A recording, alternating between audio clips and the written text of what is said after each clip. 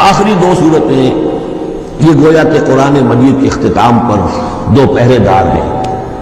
یہ دو صورتیں ہیں کہ جو اصل میں مدنی صورتیں ہیں، نازل ہوئی ہے مدینہ منورہ میں، اور ان کا زمان نزول کے اعتبار سے شان نزول بھی ہے کہ ان کا حضور پر ایک مرتبہ جادو کیا گیا تھا، تو اس جادو کے اثرات کو ظاہر کرنے کے لیے یہ آیات پھر اتری ہیں.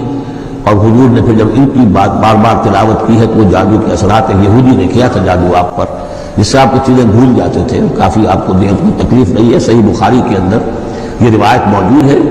ہمارے جدید کچھ نیشنلسٹ ہیں اور جو خاص طور پر منکرین حدیث ہیں، وہ سمجھتے ہیں کہ اس میں توہین رسول کی کہ جادو کا اثر ہو سکتا ہے. رسول بھی اس اعتبار سے بشر ہوتے تھے.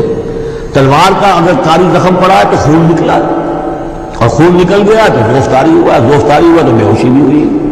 یعنی یہ جسم جو ہے ان کا، اس کے اعتبار سے جو بھی بخار آپ کو چڑھا ہے، بخار میں تکلیف ہوئی ہے، عالم نظر میں نہایت شدید تکلیف ہوئی ہے.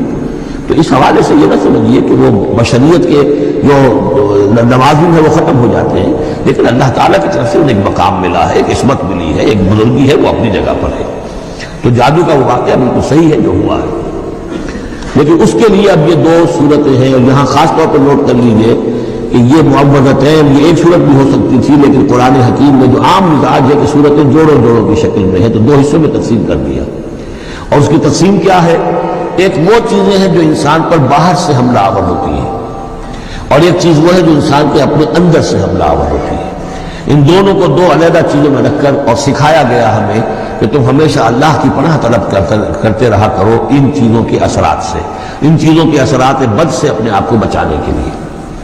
بسم اللہ الرحمن قل اعوذ برب الفلق من شر ما خلق.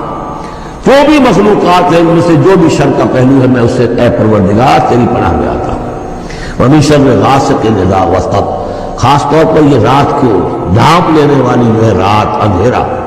تو ظاہر بات ہے اسی پھر رات کے پردے میں چوری بھی ہے، ڈاکہ بھی ہے، اسی میں پھر غول بیابانی جو ہے، شیاطین جن ہیں ان کا بھی جو حرکتیں ہوتی ہیں، پھر یہ ساری چیزیں جو ہے اسی کے سلسلے. من شر غاسق اذا وقب. سانپ بچھو وغیرہ بھی اسی وقت نکلتے ہیں. ومن شر النفاثات فی العقد. اور جو عورتیں گانٹھیں باندھ کر پھونکے مارتی ہیں، یہ جو بھی ٹونے ٹوٹکے ہوتے ہیں اس کی وجہ سے لوگوں کو نقصان پہنچایا جاتا ہے، گویا کہ یہ بھی اس کے اندر بھی کوئی حقیقت ہے. یہ سفلی عملیات بھی ہیں، ان کے بھی اثرات ہیں. جیسے کہ ہم جانتے ہیں کہ جادو جو ہے حق ہے، برحق ہے، اگرچہ کفر ہے. شراب کی تاثیر ہے لیکن حرام ہے. کچھ نہ کچھ حقیقت ان لکیروں میں بھی ہے، لیکن ہمیں روک دیا گیا کہ ان کے چکر میں مت پڑو. یہ جو منجمی ہے، نجوم کی حرکت، اس میں بھی کچھ نہ کچھ حقیقت ہے لیکن روک دیا گیا. تو کسی چیز کا ہونا بالفعل یہ اور شے ہے، لیکن اس کا جائز ہونا یہ اور شے ہے. تو بالفعل یہ عملیات ہیں، جیسے اچھے اعمال ہیں اور ان کو جو ہے تو اچھے اوراد ہیں، اچھے وظائف ہیں، تو ان کے کچھ اثرات جو ہیں اچھے ہو سکتے ہیں. اسی طریقے سے اس قسم کی چیزوں میں جادو کے جو کلمات ہوتے ہیں ان کی بھی تاثیر ہے.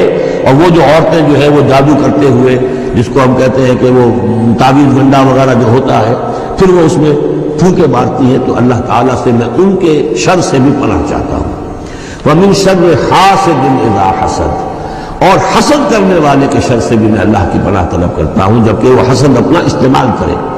اگر حسد ہے دل کے اندر ہے تو بات اور ہے، حسد کو بروئے کار لائے وہ اور وہ انسان کے درپے ہو جائے اس حسد کی وجہ سے، اس سے کوئی نقصان پہنچانے کو. اور اسی کتابیں ہے عین، العین حق، کہ اگر انسان اس حاسدانہ نگاہ سے کسی کو دیکھتا ہے اس کے بھی اثرات ہوتے ہیں، اور اس دیکھنے کے بھی کچھ برے اثرات جو ہیں وہ ظاہر ہو جاتے ہیں. تو یہ تمام چیزیں اپنی جگہ پر ہیں، لیکن ان سے پناہ کرنے کے لیے آپ لمبے چوڑے کوئی اور سلسلوں میں نہ پڑے. یہی معوذتین اللہ نے جو محمد رسول اللہ کو تلقین فرمائے، سارا دار و مدار ان پر ہونا چاہیے. تعوذ کرتے رہے، اس لیے کہ ہم پڑھ چکے ہیں سورہ بقرہ میں کہ حضرت سلیمان کے زمانے میں جنات جو تھے انہوں نے یہ سارے کام شروع کیے تھے اور لوگ ان سے سیکھتے تھے جادو ٹونا.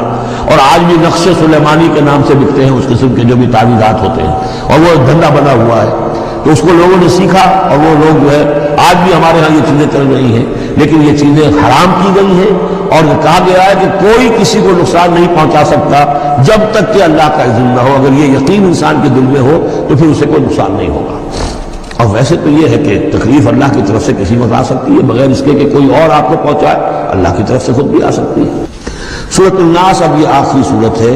بسم اللہ الرحمن الرحیم، قل اعوذ برب الناس، کہیے کہ میں پناہ میں آتا ہوں جو تمام انسانوں کا رب ہے، اس کی پناہ میں۔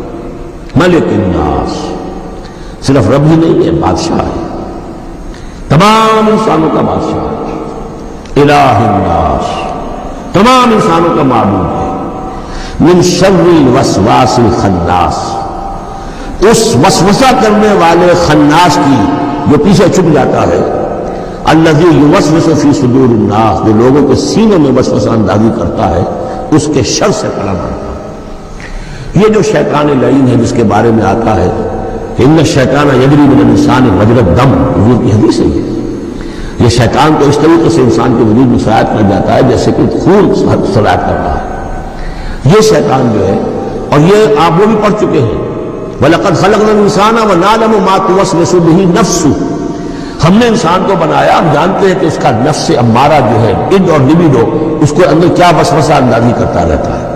تو شیطان کو بھی کوئی اور اختیار حاصل نہیں ہے، ہمارے اپنے سفلی داعیات، ہمارے جو اینیمل انسٹنکٹس ہیں، ہماری جو خواہشات ہیں، شہوات ہیں، ان کو وہ بھڑکاتا ہے، جس کے لیے حدیث میں آتا ہے کہ اس کی تھوتنی جو ہے وہ زمین کو وہ دل کے اوپر ٹکا کر پھوٹے مارنی شروع کرتا ہے تاکہ وہ شہوت میں اشتعال پیدا ہو جائے اور سفلی جذبات میں اشتعال پیدا ہو جائے۔ یہ اس کی اس کو اللہ تعالیٰ نے طاقت دی ہے۔ یہ ہے وسوسہ، وسواس الخناس۔ اور خناس کیوں کہا؟ اگر آپ ذکر کریں گے لا حول ولا قوت الا باللہ، فوراً بھاگ جائے گا۔ تو ذکر سے جب دل خالی ہوتا ہے، دل میں اگر اللہ کی یاد نہیں ہے تو شیطان آئے گا، تھوتنی ٹکائے گا اور پھوکے مارے گا۔ یہ چونکہ شیطان کی یہ ساری ترکیب انسان پر اثر انداز ہوتی ہے اس کے اپنے نفس کے وساطت سے، اندر سے، لہذا اس کے لیے یہ علیحدہ صورت جو ہے وہ قائم کر دی۔ قل اعوذ برب الناس، ملک الناس، الہ الناس، من شر الوسواس الخناس، الذی یوسوس فی صدور الناس من الجنۃ والناس، خواہ وہ جنوں میں سے ہو یا انسانوں میں سے، ان میں وہ وسوسہ اندازی کرتا ہے۔ تیرے عشق نچایا، تیرے عشق نچایا، تیرے عشق نچایا کر کے تھیا تھیا، چھیتی بوڑی وے طبیبا نہیں تے میں مر گئیاں، چھیتی بوڑی وے طبیبا نہیں تے میں مر گئیاں، تیرے عشق نچایا کر کے تھیا تھیا،